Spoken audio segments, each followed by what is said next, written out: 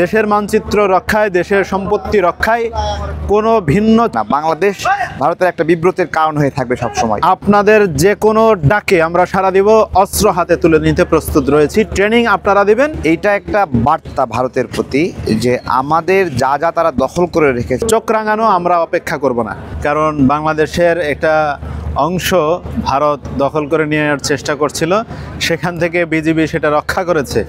আমি মনে করি এই ধারাবাহিকতা রক্ষা করতে হবে বর্ডার গার্ড বাহিনীকে। বাংলাদেশের প্রত্যেকটা ইঞ্চি মাটির অধিকার রয়েছে দেশের জনগণের।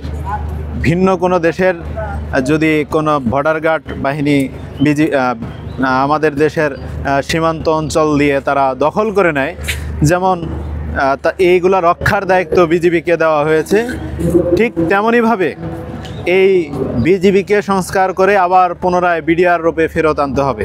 প্রত্যেকটা ইঞ্চি মাটি ফেরত আনতে হবে দেশের জন্য, এবং প্রত্যেকটা নাগরিকের এই অধিকারকে ফিরিয়ে দেওয়ার দায়িত্ব এই বিজিবির হাতে এখন বর্তমানে রয়েছে। আমরা বিজিবির পাশে সার্বক্ষণিক আছি, থাকব। দেশের মানচিত্র রক্ষায়, দেশের সম্পত্তি রক্ষায় কোনো ভিন্ন চোখ রাঙানো আমরা অপেক্ষা করব না। তাই আপনারা কখনো মনোবল হারাবেন না। ওপার থেকে একটা গুলি আসলে এপার থেকে যেন 10টা গুলি ছোড়া হয়। আমরা আপনাদের সাথে আছি। প্রয়োজনে আপনাদের যে কোনো ডাকে আমরা সাড়া দিব, অস্ত্র হাতে তুলে নিতে প্রস্তুত রয়েছি, ট্রেনিং আপনারা দিবেন। আমরা আপনাদের সেই ট্রেনিং নিয়ে আমাদের দেশের সীমান্ত রক্ষা করব। ঝিনাইদহে সেটার 5 কিলোমিটার আমরা ফেরত পেয়েছি। এইটা একটা বার্তা ভারতের প্রতি যে আমাদের যা যা তারা দখল করে রেখেছে, যা যা তারা নিপীড়ন করেছে, প্রত্যেকটা শোধ নেওয়া হবে। এখন হয়তো বা দেখছেন সীমান্তে নাগরিক হত্যার বিষয়ে আমরা পাল্টা গুলি করছি না, কিন্তু আমাদের নাগরিকদেরকে মারতেই থাকবে, কখনোই গুলি করব না, এটা হতে পারে না। আমরা এখন ভিন্ন রকম একটা মাত্রায় এগোচ্ছি।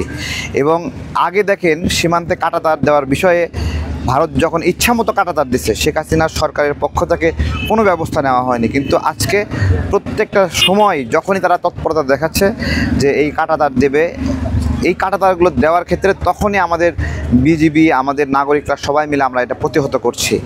ভারত তার নির্দিষ্ট টেরিটরির মধ্যে যা কিছু করুক, কিন্তু আমাদের মধ্যে যখন আসতে চাইবে এখন আর নির্বিঘ্নে আসতে পারবে না।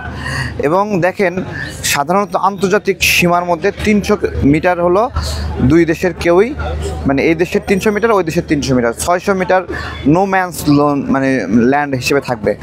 সেইখানে ভারত কি করছে, মূল সীমা রেখা থেকে 100 মিটারের মধ্যে কাঁটাতার দেওয়ার চেষ্টা করতেছে। তারা 100 মিটারের মধ্যে আসা মানে কি, তার মানে আমার দিকে 200 মিটার হলো আগায় আসা।